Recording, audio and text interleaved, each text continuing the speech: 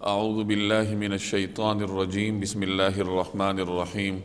فلما احس عیسیٰ منہم الکفر قال من انصاری الی اللہ قال الحواریون نحن انصار اللہ آمنا باللہ واشہد بأننا مسلمون ربنا آمنا بما انزلت واتبعنا الرسول فاکتبنا مع الشاہدین فلما احس عیسیٰ منہم الکفر، پھر جب عیسیٰ علیہ السلام نے محسوس کیا کہ وہ کفر پر آمادہ ہیں، قال، تو انہوں نے کہا، من انصاری الی اللہ، کون کون لوگ ہیں جو اللہ کی راہ میں میرے مددگار بنے؟ قال الحواریون، حواریوں نے کہا، نحن انصار اللہ، ہم اللہ کے مددگار ہیں، آمنا باللہ، ہم اللہ پر ایمان لا چکے ہیں، واشہد، اور آپ گواہ رہیے، بِأَنَّا مسلمون، کہ ہم فرمانبردار ہیں، ربنا، اے ہمارے رب، آمنا بما انزلتا، آپ نے جو کچھ نازل کیا ہے ہم اس پر ایمان لائے ہیں، واتبعنا الرسول، اور ہم نے رسول کی اتباع کی ہے، فاکتبنا مع الشاہدین، لہٰذا ہمیں ان لوگوں میں لکھ لیجئے جو حق کی گواہی دینے والے ہیں۔ گزشتہ آیات میں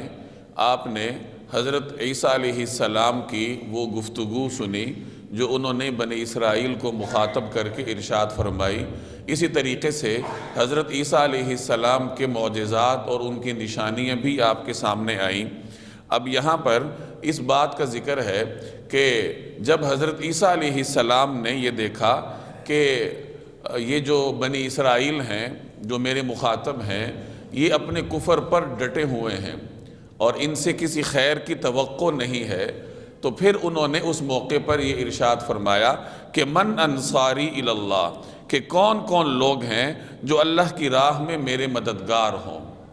اللہ کی راہ میں میرے مددگار ہوں، یعنی کون سے ایسے لوگ ہیں جو اللہ کے دین پر عمل کرنے میں اور اللہ کے دین کی اشاعت میں میری مدد کریں۔ اللہ کی مدد کرنے کا یہی مطلب ہے کہ اللہ کے دین کی نصرت کی جائے، یعنی دین پر عمل کیا جائے، دین کو پھیلایا جائے اور دین کے تقاضوں پر انسان مکمل طریقے سے عمل کرے۔ تو سیدنا عیسیٰ علیہ السلام نے یہ ارشاد فرمایا کہ کون ہے جو اللہ کی راہ میں میرا مددگار بنے۔ اب یہاں انہوں نے منزل کی بھی تعیین کر دی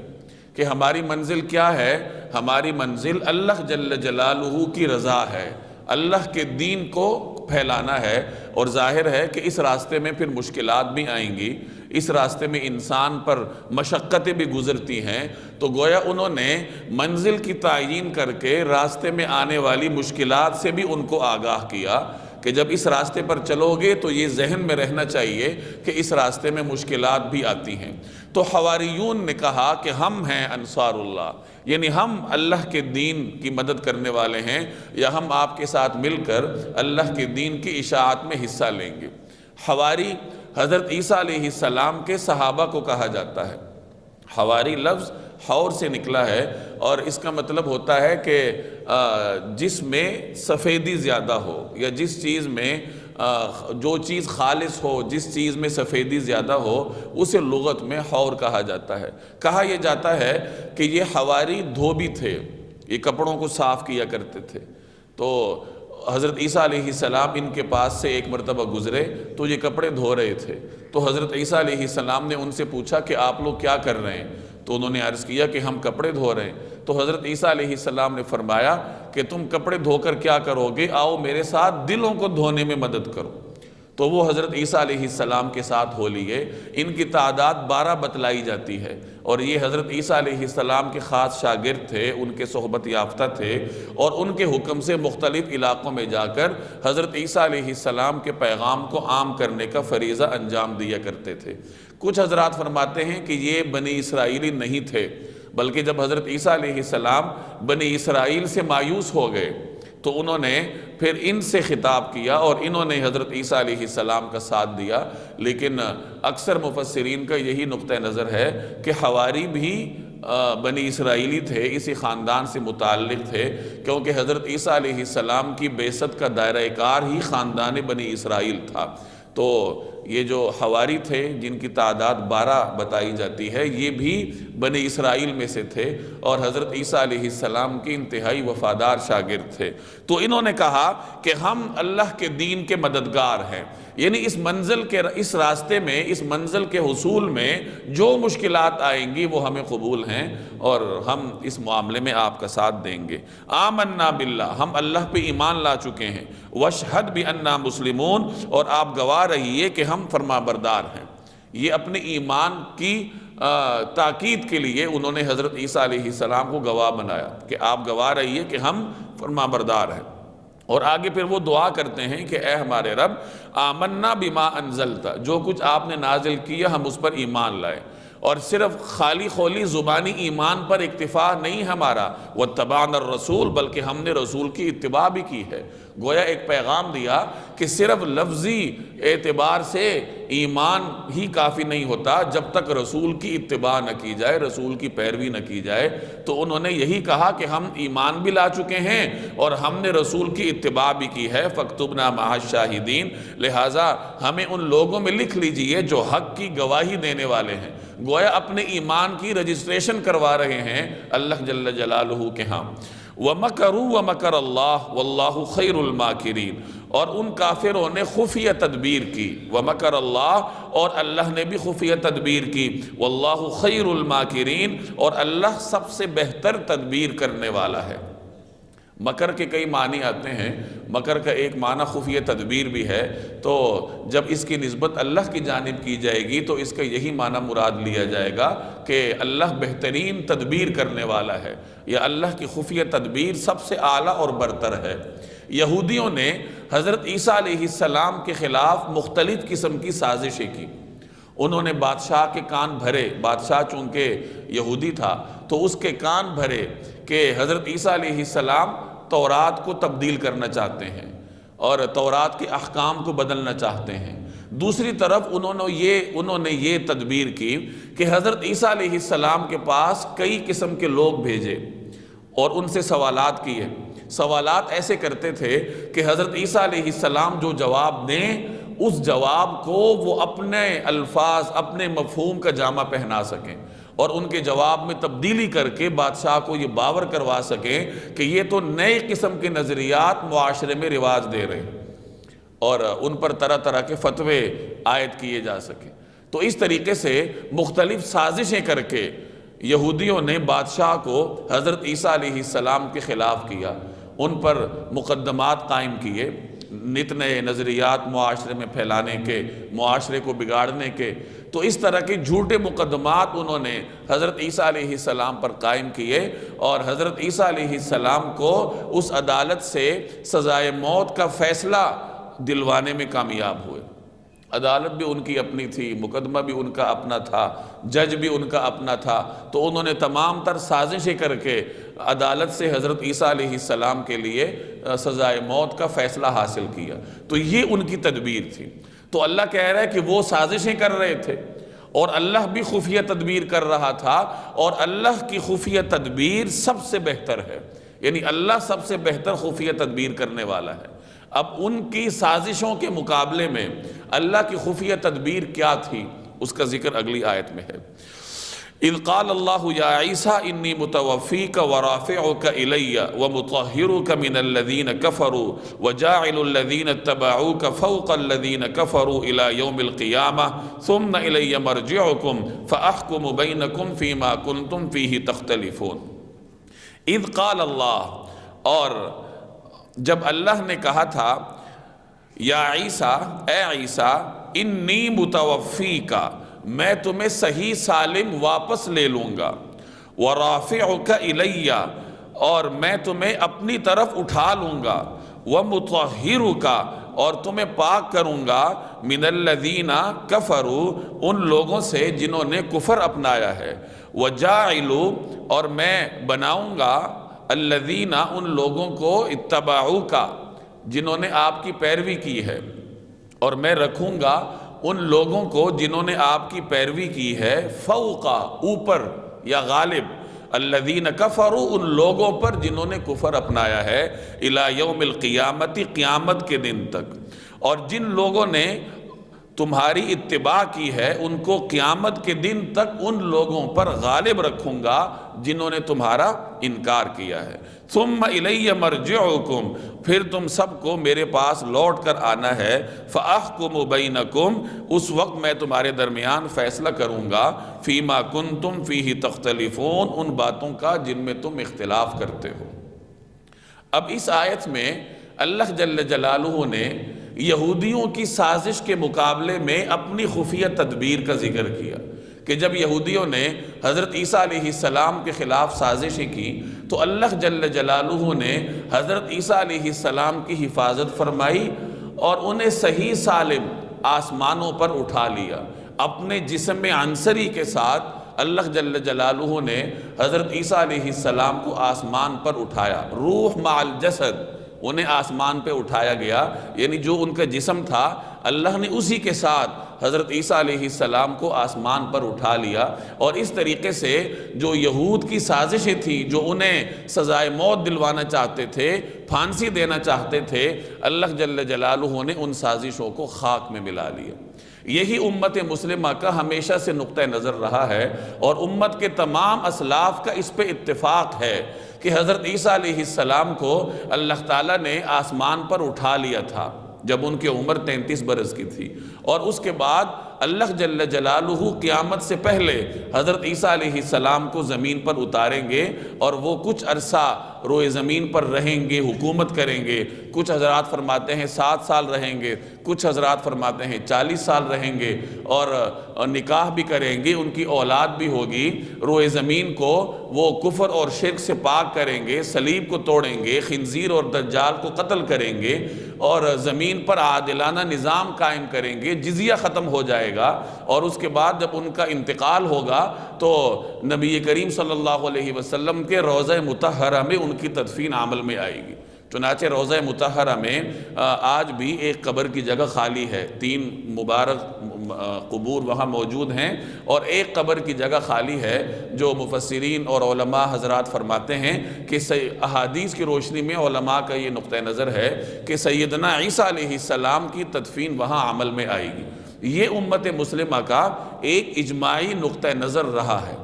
اس آیت میں اللہ نے فرمایا کہ یا عیسیٰ، اے عیسیٰ، انی متوفیک ورافعک الی، میں تمہیں صحیح سالم واپس لے لوں گا اور اپنی طرف اٹھاؤں گا۔ یہاں پہلے لفظ استعمال ہوا متوفیک،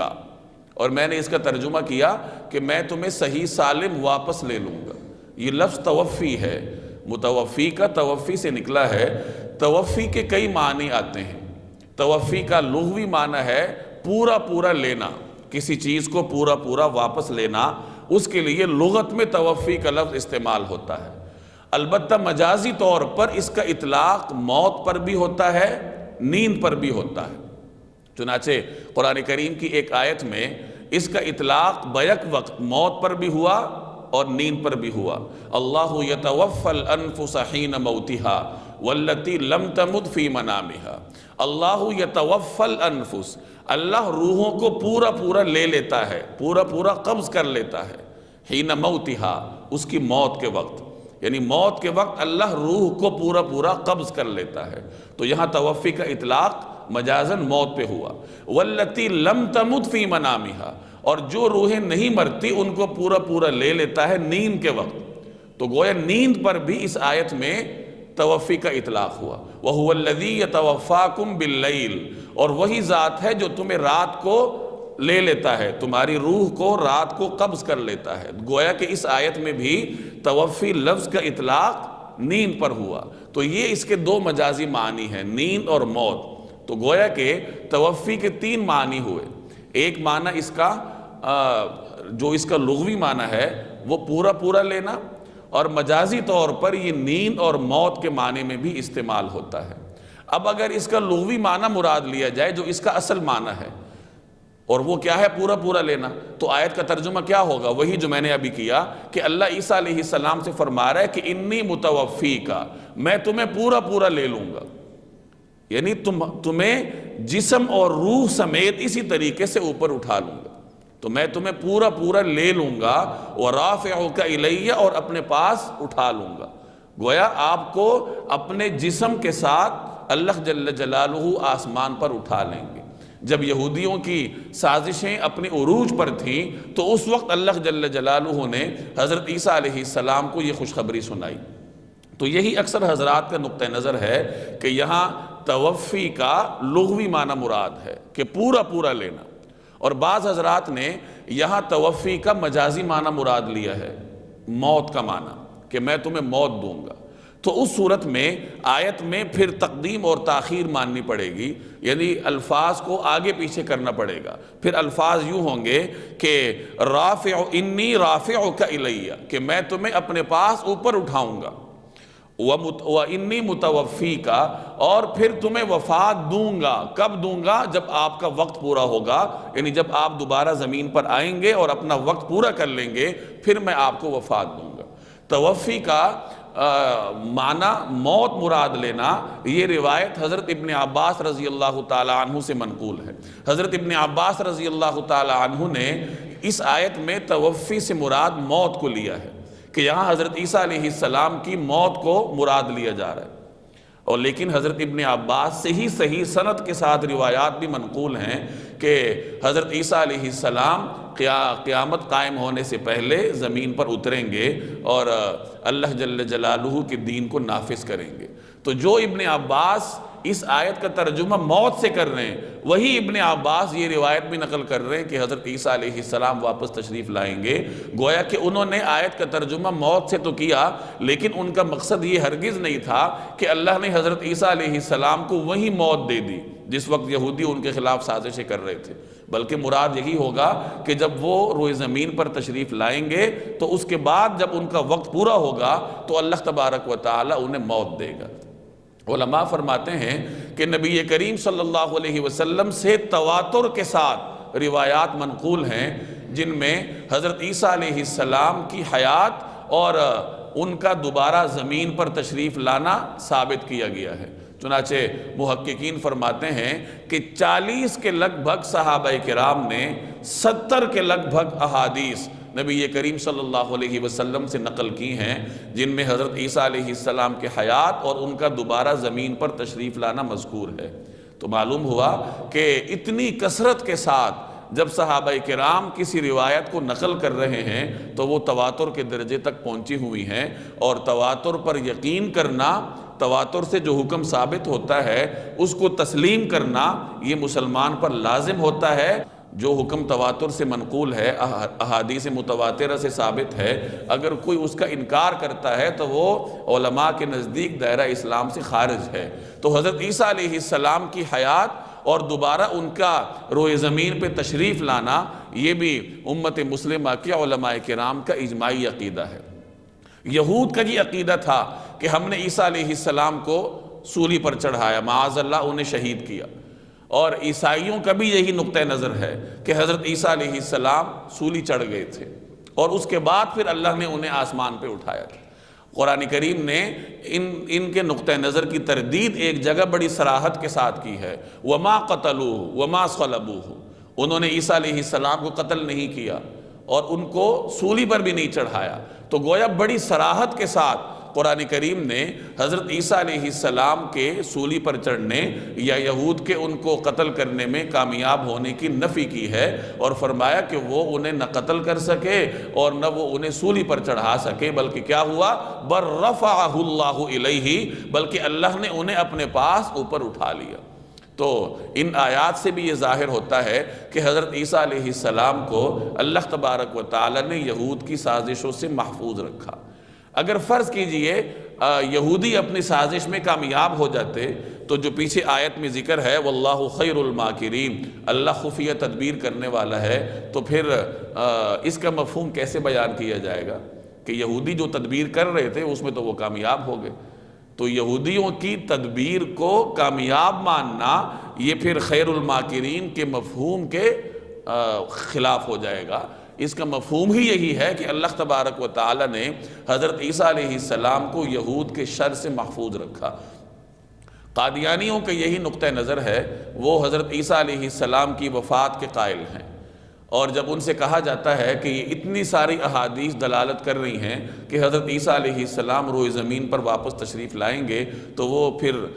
مرزا غلام احمد کو مسیح موعود قرار دیتے ہیں، اور یہ سمجھتے ہیں کہ جن روایات میں حضرت عیسیٰ علیہ السلام کی تشریف آوری کا ذکر ہے، العیاذ باللہ ان روایات کا مصداق یہ ملعون غلام احمد قادیانی ہے۔ تو یہ ان کی ایک غلط فہمی ہے جس کا جھانسا وہ مسلمانوں کو دیتے رہتے ہیں۔ تو میں نے عرض کیا کہ عیسیٰ علیہ السلام کی وفات کے قائل یا تو یہودی ہیں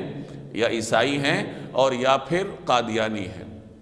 اب مسلمانوں میں سے بھی کچھ ایسے تجدد پسند طبقات اٹھے ہیں جو حضرت عیسیٰ علیہ السلام کی وفات کے قائل ہیں، اور اس کی وجہ یہی ہے کہ عیسائی چونکہ حضرت عیسیٰ علیہ السلام کی وفات کے قائل ہیں، اور ہمارے مسلمانوں میں سے بہت سارے حضرات ایسے ہیں جو انگریزوں سے ہر وقت مرعوب رہتے ہیں، اور ان کی کوشش ہوتی ہے کہ مسلمانوں کے عقائد کو وہی جامہ پہنایا جائے جو انگریزوں کو پسند ہوتا ہے۔ اب چونکہ وہ عیسیٰ علیہ السلام کی وفات کے قائل ہیں، تو وہ پھر آیت میں کئی قسم کی تعویلیں کر کے حضرت عیسیٰ علیہ السلام کی وفات کو ثابت کرنے کی کوشش کرتے رہتے ہیں، اور یہ ہوتا رہتا ہے۔ معجزات کا بھی لوگ انکار کرتے ہیں۔ ہر وہ بات جو انگریزوں کو ناپسند ہے، ہمارے کچھ تجدد پسند حضرات کی کوشش ہوتی ہے کہ اس میں کوئی ایسی تعویل کی جائے جو انگریز کو پسند آئے۔ یاد رکھیے، محققین کہتے ہیں کہ عیسائیوں کے بہت سارے فرقے ایسے رہے ہیں جو حضرت عیسیٰ علیہ السلام کی وفات کے قائل نہیں تھے۔ البتہ ایک فرقے کا یہ نقطہ نظر تھا کہ عیسیٰ علیہ السلام وفات پا چکے ہیں، اور وہی نقطہ نظر اب دنیا میں موجود عیسائیت میں باقی ہے۔ تو بہرحال امت مسلمہ کا جو اجتماعی نقطہ نظر ہے وہ اس کے خلاف ہے۔ وہ حضرت عیسیٰ علیہ السلام کے آسمان پر ہونے، ان کی حیات اور قیامت سے پہلے ان کے تشریف آوری کے قائل ہے، اور روایات کے مجموعے سے ثابت ہوتا ہے کہ وہ تشریف لائیں گے۔ حضرت عیسیٰ علیہ السلام قیامت سے پہلے زمین پر اتریں گے، دجال کو قتل کریں گے، خنزیر کو بھی قتل کریں گے۔ خنزیر کو قتل کرنے کا مفہوم علماء نے یہ بیان کیا ہے کہ چونکہ ہر زمانے میں تمام مذاہب والوں کے ہاں خنزیر حرام رہا ہے، البتہ ایک زمانے میں جب یہودی بادشاہ نے عیسائیت قبول کی تھی تو اس نے خنزیر کو حلال قرار دیا تھا۔ تو خنزیر قتل کرنے کا مطلب عیسائیت کو، مروجہ عیسائیت کو، جس نے حضرت عیسیٰ علیہ السلام کی تعلیمات کو بگاڑا ہے، اس کو حضرت عیسیٰ علیہ السلام ذلیل اور رسوا کریں گے اور صلیب کو توڑ دیں گے۔ صلیب کے پیچھے بھی ایک باطل نقطہ نظر ہے کہ حضرت عیسیٰ علیہ السلام سولی پر چڑھ گئے تھے، تو حضرت عیسیٰ علیہ السلام ان تمام باطل نظریات کا انکار کریں گے، اور اپنا وقت پورا کر کے پھر اللہ تبارک و تعالیٰ ان کو وفات دے گا، اور جناب رسول اللہ صلی اللہ علیہ وسلم کے روضہ مطہرہ میں ان کی تدفین عمل میں آئے گی۔ تو جیسے میں نے عرض کیا کہ توفی کے دو معنی ہیں، ایک لغوی معنی ہے اور دوسرا مجازی معنی ہے۔ اگر لغوی معنی مراد لیا جائے، جو اکثر مفسرین نے مراد لیا ہے، پھر آیت کا ترجمہ سیدھا سادہ ہے کہ انی متوفی کا، کہ اے عیسیٰ میں تمہیں صحیح سالم واپس لے لوں گا، یعنی جسم اور روح کے ساتھ تمہیں لوں گا۔ کیسے لوں گا؟ وَرَافِعُكَ إِلَيَّ، کہ اپنے پاس تمہیں اوپر اٹھا لوں گا، یعنی آسمانوں پر تمہیں لے جاؤں گا۔ اور جن حضرات نے توفی کا معنی یہاں موت لیا ہے، تو چونکہ احادیث سے یہ تواتر کے ساتھ ثابت ہے کہ حضرت عیسیٰ علیہ السلام حیات ہیں اور قیامت سے پہلے وہ تشریف لائیں گے، تو ان احادیث کی روشنی میں پھر اس آیت میں تقدیم اور تاخیر ماننی پڑے گی کہ رافعک الیہ کو پہلے اور متوفیک کو بعد میں ماننا پڑے گا، کہ اللہ ان کو اوپر اٹھائے گا اور پھر اپنے وقت پر ان کو اللہ تعالیٰ موت دے گا۔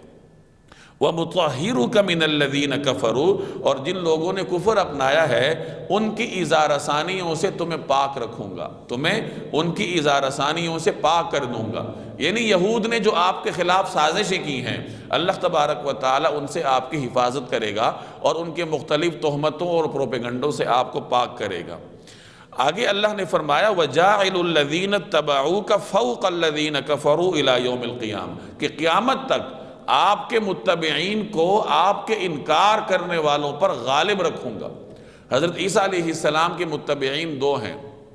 جو اصل متبعین ہیں، دو قسم کے لوگ ہیں۔ ایک حضرت عیسیٰ علیہ السلام کے حواری ہیں، جو حضرت عیسیٰ علیہ السلام کے صحبت یافتہ تھے اور صحیح عقائد کے ساتھ حضرت عیسیٰ علیہ السلام پر ایمان رکھتے تھے، اور دوسرے نمبر پر حضرت عیسیٰ علیہ السلام کے صحیح متبعین جناب رسول اللہ صلی اللہ علیہ وسلم کی امت ہے۔ رسول اللہ صلی اللہ علیہ وسلم کی امت حضرت عیسیٰ علیہ السلام پر صحیح عقیدے کے ساتھ ایمان رکھتی ہے۔ امت مسلمہ تمام انبیاء پر ایمان رکھتی ہے۔ تو اللہ نے اس آیت میں پیشن گوئی کی ہے کہ میں ان کو تمہارے مخالفین پر غالب رکھوں گا۔ جو عیسائی ہیں، اگرچہ وہ عیسیٰ علیہ السلام کو خدا کا بیٹا مانتے ہیں، شرک کرتے ہیں، لیکن بہرحال حضرت عیسیٰ علیہ السلام کا احترام کرتے ہیں، انہیں اپنے سر کا تاج مانتے ہیں۔ تو مفسرین فرماتے ہیں کہ دنیا میں جو طبقات حضرت عیسیٰ علیہ السلام کو مانتے ہیں، خواہ کسی بھی طریقے سے مانتے ہیں، درست طریقے سے یا غلط طریقے سے، یعنی ان کی کسی بھی طرح عزت کرتے ہیں، تو اللہ تعالیٰ ان کو حضرت عیسیٰ کے مخالفین پر غالب رکھے گا۔ اور حضرت عیسیٰ کے مخالفین کون ہیں؟ یہودی، جو شروع سے حضرت عیسیٰ علیہ السلام کے جانی دشمن تھے، اور جن کے علماء کو حضرت عیسیٰ علیہ السلام نے سام کے بچوں سے تشبیہ دی کہ جس طرح سام کے بچے شر کا سبب بنتے ہیں، تو ایسے ہی یہودیوں کے علماء بھی شر کا سبب بنتے ہیں۔ تو یہودیوں پر عیسیٰ علیہ السلام کا احترام کرنے والے طبقات کو اللہ تبارک و تعالی نے غالب رکھنے کی پیشن گوئی فرمائی ہے کہ میں ان کو تمہارے مخالفین پر ہمیشہ غالب رکھوں گا۔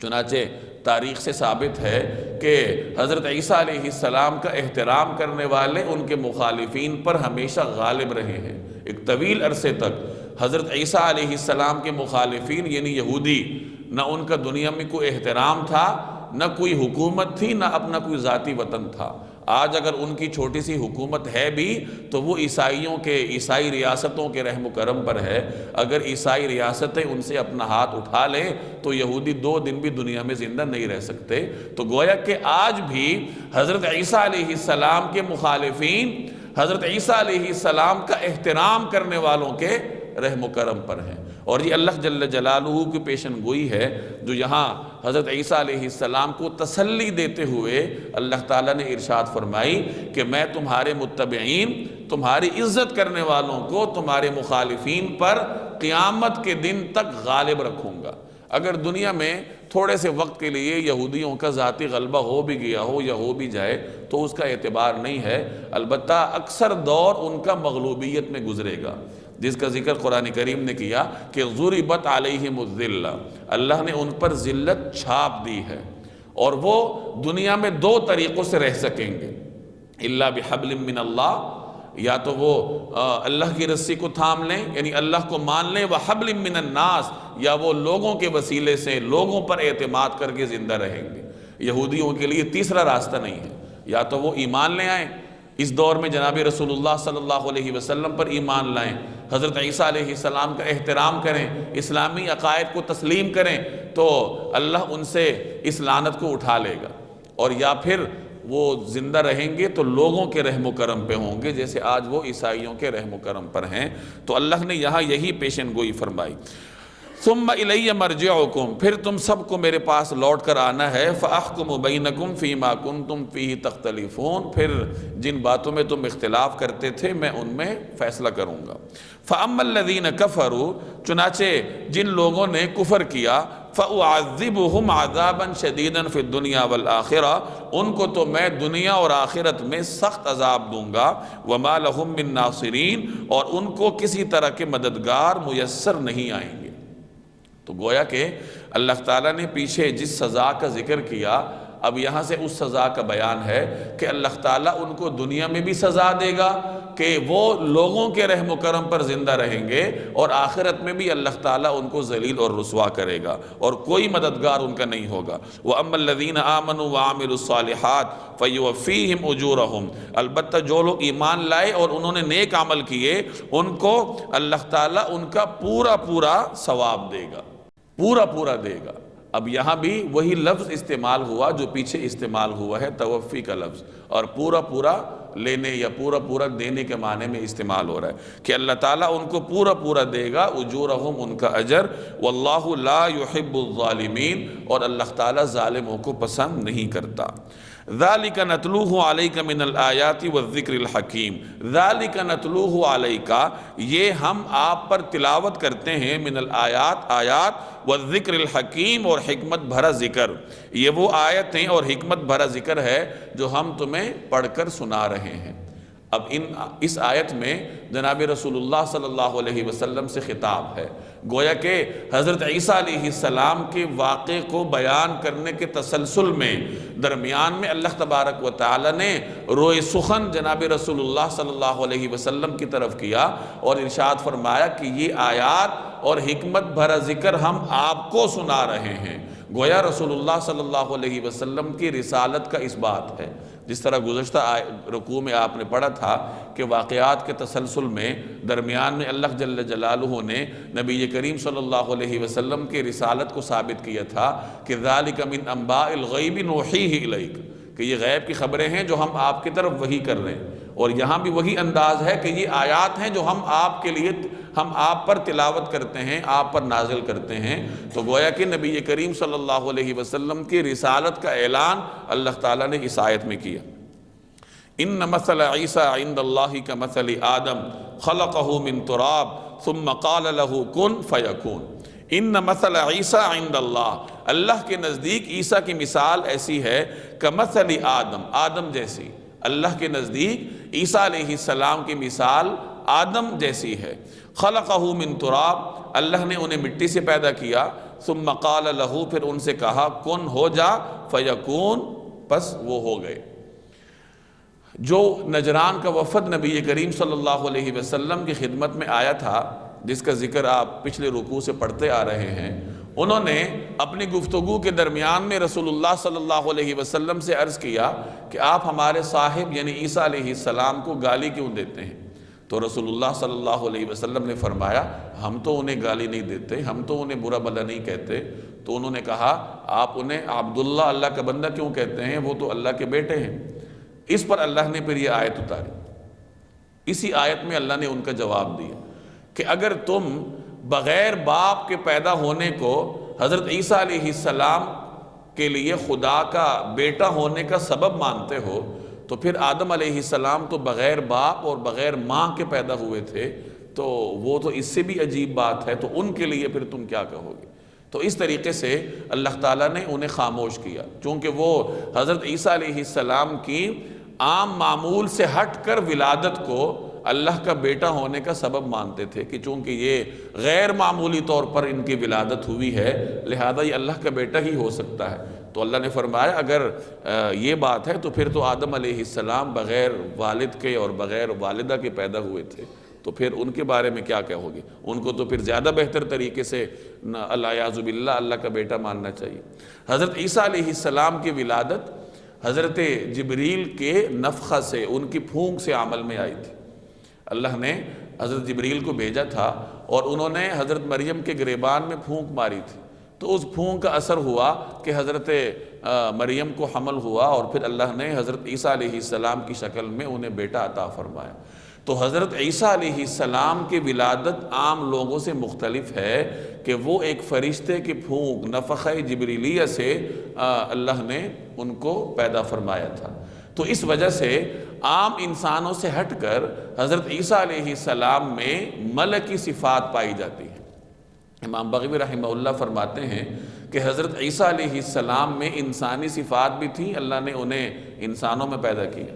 اور ملکی صفات بھی تھیں، ملکوتی صفات بھی تھیں کہ وہ فرشتے کے پھونک سے اللہ نے انہیں پیدا کیا تھا، اور پیغمبر تھے، پاک صاف تھے، اور ارضی بھی تھے، سماوی بھی تھے۔ ارضی اس لیے کہ حضرت مریم کے بطن سے پیدا ہوئے، اور سماوی اس لیے کہ آسمان سے جبریل علیہ السلام اترے تھے اور ان کے پھونک سے اللہ نے انہیں پیدا کیا تھا۔ تو کیا بعید ہے کہ اللہ نے ان میں ایسی خصوصیت رکھی ہو کہ وہ فرشتوں کے ساتھ اڑ کر آسمان پر چلے گئے، جب وہ ایک مٹی کی تصویر میں، مٹی کی بنی ہوئی مورت میں پھونک مار کر اس کو زندہ کر سکتے ہیں، اور وہ پرندہ بن کے ہوا میں اڑ سکتی ہے۔ مردے کو اللہ ان کے قم باذن اللہ کہنے کی وجہ سے زندہ کر سکتا ہے، تو ان پر ان کا آسمان پر چلا جانا یہ کوئی زیادہ بعید تو نہیں ہے۔ جب ہم نے یہ مان لیا کہ وہ یہ ان معجزات کے حامل تھے، تو آسمان پر چلے جانا یہ کوئی زیادہ بعید نہیں ہے۔ ہاں جب انسان کی عقل ہی ماری گئی ہو اور غیروں سے مرعوب ہو، ان کے لیے اپنے دینی عقائد میں تحریف کرنے پر آمادہ ہو، تو یہ نظریہ اور یہ اس طرح کی نیت انسان سے بہت کچھ کروا دیتی ہے۔ آج بہت سارے متجددین آپ کو ملیں گے جو حضرت عیسیٰ علیہ السلام کی وفات کے قائل ہیں، اور حضرت عیسیٰ علیہ السلام کو دوبارہ زمین پر آنا اس نظریے کا رد کرتے ہوئے آپ کو نظر آئیں گے۔ تو جیسے میں نے عرض کیا کہ یہ مرعوب ذہن کا شاخسانہ ہے۔ الحق من ربک، حق وہی ہے جو تمہارے رب کی طرف سے آیا ہے، فلا تکن من الممترین، لہذا شک کرنے والوں میں شامل نہ ہو جانا۔ اللہ اس آیت کے عموم کے ذریعے ہمیں پیغام دے رہا ہے کہ حق وہی ہے جو تمہارے رب کی جانب سے ہے، لہذا شک نہ کرنا۔ یعنی یہ جو پیچھے آیات مذکور ہیں، آیات کا مطلب نشانیاں، اور حضرت عیسیٰ علیہ السلام کا آسمان پر چلے جانا یہ بھی اللہ کی نشانیوں میں سے ہے، لہٰذا کہیں تم لوگ ان میں شک نہ کرنے لگ جانا۔ فَمَنْ حَاجَّكَ فِيهِ مِنْ بَعْدِ مَا جَاءَكَ مِنَ الْعِلْمِ فَقُلْ تَعَالَوْا نَدْعُ أَبْنَاءَنَا وَأَبْنَاءَكُمْ وَنِسَاءَنَا وَنِسَاءَكُمْ وَأَنفُسَنَا وَأَنفُسَكُمْ ثُمَّ نَبْتَهِلْ فَنَجْعَلْ لَعْنَةَ اللَّهِ عَلَى الْكَاذِبِينَ۔ فَمَنْ حَاجَّكَ فِيهِ، اس معاملے میں جو لوگ آپ سے بحث مباحثہ کریں، من بعد اس کے ما جاءک من العلم، کہ آپ کے پاس صحیح علم آ چکا ہے، تمہارے پاس جو صحیح علم آ چکا ہے اس کے بعد بھی اگر لوگ اس معاملے میں تم سے بحث کریں، فقل، تو آپ کہہ دیجئے، تعالوا، آؤ، ندعو، ہم بلائیں، ابناءنا، اپنے بیٹوں کو، وابناءکم، اور تم اپنے بیٹوں کو، ونساءنا، ہم اپنی عورتوں کو، ونساءکم، تم اپنی عورتوں کو، وانفسنا، ہم اپنے لوگوں کو، وانفسکم، اور تم اپنے لوگوں کو، کہ ان سے کہہ دیجئے کہ آؤ ہم اپنے بیٹوں کو بلائیں اور تم اپنے بیٹوں کو، اور ہم اپنی عورتوں کو اور تم اپنی عورتوں کو، اور ہم اپنے لوگوں کو اور تم اپنے لوگوں کو، ثم نبتہل، پھر ہم سب مل کر اللہ کے سامنے گڑ گڑائیں، فنجعل لعنت اللہ علی الکاذبین، اور جو جھوٹے ہوں ان پر اللہ کی لعنت بھیجیں۔ اس آیت میں مباہلے کا ذکر ہے۔ نجران کا جو وفد رسول اللہ صلی اللہ علیہ وسلم کی خدمت میں آیا تھا، جس میں عیسائیوں کے پادری بھی تھے، ان کے معزز لوگ تھے، رسول اللہ صلی اللہ علیہ وسلم نے ان کے سامنے ہر قسم کے دلائل رکھے، ان کے ہر قسم کے شبے کا جواب انہیں مل گیا، لیکن اس کے باوجود بھی وہ راہ راست پر آنے کا نام نہیں لے رہے تھے، اپنے انکار پر، کفر پر ڈٹے ہوئے تھے۔ تو اللہ جل جلالہ نے نبی کریم صلی اللہ علیہ وسلم کو اس آیت میں تعلیم دی کہ جو لوگ علم آنے کے بعد بھی آپ کے ساتھ بحث مباحثہ کر رہے ہیں تو آپ ان کے ساتھ مباہلہ فرمائیے، اور مباہلے کا طریقہ کار کیا ہوگا کہ آپ ان سے کہہ دیجئے کہ آؤ ہم مل کے بیٹھتے ہیں۔ بیٹھنے کا انداز کیا ہوگا کہ میں اپنے بیٹوں، اپنی عورتوں اور اپنے لوگوں کے ساتھ آتا ہوں، تم اپنے بیٹوں، اپنی عورتوں، اپنے لوگوں کے ساتھ آ جاؤ، اور پھر ہم اللہ کے سامنے آہوزاری کریں گے کہ جو جھوٹا ہے اس پر آپ کی، یعنی اللہ کی لعنت نازل ہو۔ یہ مباہلے کا طریقہ کار ان کے سامنے رکھا گیا۔ تو انہوں نے عرض کیا کہ ہمیں مہلت دے دیجیے، ہم آپس میں مشورہ کرتے ہیں۔ جب وہ آپس میں الگ ہوئے تو ان میں سے ایک نے کہا، جو ذرا صاحب رائے تھا، کچھ عقل اس میں اللہ نے رکھی تھی، وہ دوسروں سے کہنے لگا کہ تمہیں معلوم ہے کہ یہ نبی مرسل ہیں، تم اچھی طرح جانتے ہو کہ یہ نبی برحق ہیں، اور نبی برحق کے ساتھ مباہلہ کرنا اپنی ہلاکت کو دعوت دینے کے سوا اور کچھ نہیں ہے۔ اگر تم ان کے ساتھ مباہلہ کرو گے تو دنیا سے مٹ جاؤ گے، ہلاک ہو جاؤ گے، لہٰذا اگر راہ راست پہ نہیں آنا، ان کے دین کو تسلیم نہیں کرنا، ضد پر ہی اڑے رہنا ہے، تو کم از کم مباہلہ مت کرو، ان کے ساتھ صلح کر لو اور واپس اپنے وطن کی راہ لو۔ ادھر رسول اللہ صلی اللہ علیہ وسلم گھر تشریف لے گئے، اور آپ صلی اللہ علیہ وسلم نے حضرت فاطمہ رضی اللہ تعالی عنہ کو ساتھ لیا، حضرت حسن رضی اللہ تعالی عنہ، حضرت حسین رضی اللہ تعالی عنہ، حضرت علی رضی اللہ تعالی عنہ، ان تمام حضرات کو نبی کریم صلی اللہ علیہ وسلم نے ساتھ لیا اور تشریف لائے۔ روایات میں آتا ہے کہ رسول اللہ صلی اللہ علیہ وسلم نے سیدنا حسین رضی اللہ تعالی عنہ کو گود میں اٹھایا ہوا تھا، سیدنا حسن رضی اللہ تعالی عنہ کی انگلی پکڑی ہوئی تھی، سیدہ فاطمہ رضی اللہ تعالی عنہ آپ صلی اللہ علیہ وسلم کے پیچھے تشریف لا رہی تھی، اور ان کے پیچھے سیدنا علی رضی اللہ تعالی عنہ تھے۔ جب عیسائیوں کے پادری نے، ان کا جو بڑا پادری تھا، جب انہوں نے ان تمام حضرات کو دیکھا تو اپنے لوگوں سے کہنے لگا کہ دیکھو میں ایسی نورانی چہرے دیکھ رہا ہوں، ایسی نورانی چہرے میں دیکھ رہا ہوں کہ اگر یہ دعا مانگ لیں تو اللہ پہاڑ کو اپنی جگہ سے ہٹا دے، لہٰذا ان کی لعنت کا مستحق اپنے آپ کو مت بناؤ، ان کے مقابلے میں نہ آؤ۔ اگر انہوں نے تمہارے خلاف بد دعا کر دی تو عیسائیت کا نام و نشان دنیا سے مٹ جائے گا، دنیا میں کوئی نصرانی باقی نہیں رہے گا۔ چنانچہ عیسائی اپنے ارادے سے باز رہے، انہوں نے مباہلہ نہیں کیا اور رسول اللہ صلی اللہ علیہ وسلم کی خدمت میں صلح کی درخواست کی اور جزیہ دینا قبول کیا۔ جزیے کے طور پر انہوں نے غالباً 2000 جوڑے، 30 اونٹ، 30 گھوڑے، 30 تلواریں، اور لڑائی میں جتنا بھی اسلحہ استعمال ہوتا ہے، تیر ہیں، خنجر ہیں، نیزے ہیں، ان میں سے ہر قسم کا 30 عدد دینا قبول کیا کہ ہم سالانہ یہ جزیہ آپ کو دیں گے، آپ ہمارے ساتھ صلح کر لیجئے اور ایک آدمی ہمارے ساتھ بھیج دیجئے جو یہ جزیہ بھی وصول کر لے اور ہمارے اندر جو اختلافات ہیں، جو مختلف معاملات میں ہمارے ہاں اختلاف ہوتا ہے، ان کا فیصلہ بھی کر دے۔ تو رسول اللہ صلی اللہ علیہ وسلم نے فرمایا کہ میں تمہارے ساتھ اپنی امت کے ایک امانت دار شخص کو بھیجوں گا، اور پھر آپ صلی اللہ علیہ وسلم نے حضرت ابو عبیدہ رضی اللہ تعالی عنہ کو ان کے ساتھ بھیجا۔ تو اس طریقے سے عیسائیوں نے مباہلہ نہیں کیا۔ روایات میں آتا ہے کہ اگر وہ مباہلہ کرتے تو ان کا مال، اہل و عیال، سب کچھ ہلاک ہو جاتا اور اللہ وادی نجران پر آگ برسا دیتا، جو ان کا مسکن، ان کا علاقہ تھا، اور وہاں مکانات تو کیا، درخت اور جانور بھی باقی نہ رہتے۔ لیکن انہوں نے مباہلہ نہیں کیا اور اللہ کے غضب کو اپنی طرف متوجہ نہ کرنے میں کامیاب رہے۔ تو یہاں اسی مباہلے کا ذکر ہے، فَمَنْ حَاجَّكَ فِيهِ مِنْ بَعْدِ مَا جَاءَكَ مِنَ الْعِلْمِ، کہ جو آپ کے پاس علم آ چکا ہے اس کے بعد بھی اگر کوئی آپ کے ساتھ بحث و مباحثہ کرتا ہے، فَقُلْ، تو آپ کہہ دیجئے، تَعَالَوْا، آؤ ہم اپنی اولاد کو بلائیں، تم اپنی اولاد کو بلاؤ، ہم اپنی عورتوں کو بلائیں، تم اپنی عورتوں کو بلاؤ، ہم اپنے لوگوں کو بلائیں، تم اپنے لوگوں کو بلاؤ۔ اب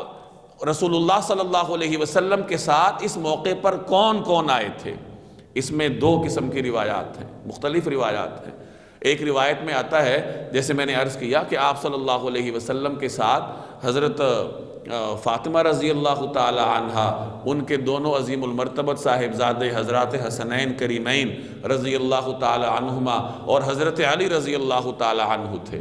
اور ایک اور روایت میں آتا ہے کہ نبی کریم صلی اللہ علیہ وسلم کے ساتھ اس موقع پر یہ تمام حضرات بھی تھے، حضرت ابو بکر بھی تھے، حضرت عمر بھی تھے، حضرت عثمان بھی تھے، اور ان تینوں حضرات کے اہل و عیال بھی تھے۔ ان تمام حضرات کے ساتھ نبی کریم صلی اللہ علیہ وسلم باہر تشریف لائے تھے، اور ان سب کو دیکھ کر پھر عیسائیوں کا جو وفد تھا، جو اس موقع پر عیسائی موجود تھے، وہ مباہلہ نہ کر سکے۔ تو مختلف قسم کی روایات ہیں، اور ان میں سے کسی بھی روایت سے نبی کریم صلی اللہ علیہ وسلم کے اہل بیت کو محدود نہیں کیا جا سکتا۔ اگر پہلی روایت کو مراد لیا جائے جس میں نبی کریم صلی اللہ علیہ وسلم کے ساتھ صرف حضرت فاطمہ اور ان کے صاحبزادگان اور حضرت علی تھے، تو اس کا یہ مطلب ہرگز نہیں ہے کہ نبی کریم صلی اللہ علیہ وسلم کے اہل بیت کا مصداق صرف یہی ہیں۔ یہ اہل بیت کا ایک معزز حصہ تھے، باقی اہل بیت میں ازواج مطہرات بھی شامل ہیں، نبی کریم صلی اللہ علیہ وسلم کی دیگر صاحبزادیاں بھی ہیں۔ آپ صلی اللہ علیہ وسلم کی دیگر تینوں صاحبزادیاں اس واقعے سے پہلے انتقال فرما گئی تھیں، حضرت رقیہ، حضرت ام کلثوم اور حضرت زینب رضی اللہ تعالی عنہن اس واقعے سے پہلے دنیا سے رخصت ہو چکی تھی، دنیا سے پردہ فرما چکی تھی۔ یہ 9 ہجری یا 10 ہجری کا واقعہ ہے، اور آپ صلی اللہ علیہ وسلم کی تینوں صاحبزادیاں اس وقت اس دنیا میں نہیں تھیں۔ ویسے بھی فرض کیجئے اگر کوئی شخص آپ کو کہے کہ آپ میرے ہاں اپنی فیملی کے ساتھ دعوت پر آئیں، آپ کسی کو کہیں کہ میں فیملی کے ساتھ آؤں گا اور پھر آپ اپنے خاندان میں سے 2-3 بندوں کو لے جائیں تو اس کا یہ مطلب تو کوئی بھی مراد نہیں لے گا نا کہ آپ کے خاندان میں صرف یہی لوگ ہیں اور باقی نہیں ہیں، بلکہ خاندان کے کچھ لوگوں کو لے جانا وہ خاندان کے نام کا اطلاق کرنے کے لیے کافی ہوتا ہے۔ تو اگر اس روایت کو بھی لیا جائے جس میں نبی کریم صلی اللہ علیہ وسلم کے ساتھ صرف حضرت فاطمہ رضی اللہ تعالی عنہا اور ان کے صاحبزادگان اور حضرت علی تھے، تو اس کا یہ ہرگز مطلب نہیں ہے کہ صرف یہی رسول اللہ صلی اللہ علیہ وسلم کے اہل بیت ہیں۔ قرآن کریم کی آیت سے سورہ احزاب میں واضح ہے کہ ازواج مطہرات بھی اہل بیت کا حصہ ہیں۔ یہ کیسے ہو سکتا ہے کہ رسول اللہ صلی اللہ علیہ وسلم کی ازواج مطہرات تو اہل بیت میں نہ ہوں اور آپ صلی اللہ علیہ وسلم کے نواسے اہل بیت میں ہوں؟ آپ کے گھر میں پہلے آپ کی بیوی کا نمبر آتا ہے، بعد میں پھر دوسروں کا نمبر آتا ہے۔ اور قرآن کریم کی جس آیت میں اہل بیت کا ذکر ہے کہ انما یرید اللہ لیذھب عنکم الرجس اہل البیت، وہ آیت نازل ہی ازواج مطہرات کو نصیحت کرنے کے تناظر میں ہوئی۔ ازواج مطہرات سے پورے سلسلہ آیات میں خطاب ہو رہا ہے کہ اے پیغمبر کی بیویوں، اگر تمہیں نان نفقہ چاہیے تو پھر یہ کر لو۔ وہ ایک تفصیلی کلام کا سلسلہ ہے، اور اس کے آخر میں پھر فرمایا گیا کہ اے اہل بیت، اللہ تمہیں گندگی سے پاک رکھنا چاہتا ہے۔ تو ظاہر ہے کہ اس کا پہلا مصداق ازواج مطہرات ہیں۔ تو اس طریقے سے اس آیت میں رسول اللہ صلی اللہ علیہ وسلم کو مباہلے کی تعلیم دی گئی۔ اب سوال یہ پیدا ہوتا ہے کہ آج کے دور میں بھی مباہلہ ہو سکتا ہے یا نہیں؟ علماء کی اس میں مختلف آراء ہیں۔ بعض حضرات فرماتے ہیں کہ مباہلہ ہو سکتا ہے، لیکن مباہلہ ان مسائل میں ہوتا ہے جو قطعاً ثابت ہوں۔ جو اس قسم کے ثابت شدہ مسائل ہیں ان میں مباہلہ ہو سکتا ہے۔ البتہ یہ کوئی ضروری نہیں ہے کہ اس مباہلے میں جو فریق باطل پر ہے اس پر اللہ کا عذاب نازل ہو۔ یہ تو رسول اللہ صلی اللہ علیہ وسلم کے ساتھ خاص تھا کہ جو آپ کے مقابلے پر آئے گا اللہ تعالیٰ اس کو نیست و نابود کر دے گا۔ تو آج کے دور میں اگر مباہلہ کا حکم باقی بھی ہے تو اس کے لیے یہ لازم نہیں ہے کہ مباہلے میں جو باطل پر فریق ہے وہ موقع پر ہلاک ہو جائے یا اس پر عذاب آ جائے۔ ان ھذا لہو القصص الحق وما من الہ الا اللہ وان اللہ لہو العزیز الحکیم۔ ان ھذا لہو القصص الحق، یقین جانو کہ واقعات کا سچا بیان یہی ہے۔ لہو القصص، یہی قصے ہیں، الحق جو سچے ہیں، واقعات کا سچا بیان یہی ہے۔ وما من الہ الا اللہ، اور اللہ کے سوا کوئی معبود نہیں ہے۔ وان اللہ لہو العزیز الحکیم، اور یقیناً اللہ ہی اقتدار کا بھی مالک ہے اور حکمت کا بھی مالک ہے، یعنی اللہ عزیز بھی ہے حکیم بھی ہے۔ فَإِن تَوَلَّوْا، پھر بھی اگر یہ لوگ منہ موڑیں، فَإِنَّ اللَّهَ عَلِيمٌ بِالْمُفْسِدِينَ، تو اللہ تعالیٰ مفسدین کو اچھے طریقے سے جانتا ہے۔ یعنی ان تمام دلائل کے آنے کے بعد بھی اگر کچھ لوگ انکار کرتے ہیں اور راہ راست سے ہٹتے ہیں تو اللہ جل جلالہ پھر فسادیوں کو جانتا ہے اور ان کا علاج بھی اللہ تبارک و تعالیٰ کے ہاں موجود ہے۔ تو اس آیت میں جو قابل ذکر بات ہے اس رکوع میں یا آج کے سبق میں، وہ حضرت عیسیٰ علیہ السلام کی حیات اور روئے زمین پر دوبارہ ان کا تشریف لانا ہے۔ علماء کرام نے حضرت عیسیٰ علیہ السلام کی حیات اور روئے زمین پر ان کے تشریف لانے کے عقیدے کو ضروریات دین میں سے شمار کیا ہے۔ ضروریات دین ان مسائل کو کہا جاتا ہے جو دین میں ثابت شدہ ہیں اور جن پر ایمان لانا ہر مسلمان کے لیے ضروری ہے، اور ضروریات دین میں سے کسی ایک کا بھی انکار کرنا انسان کو دائرہ اسلام سے خارج کر دیتا ہے۔ تو یہ عقیدہ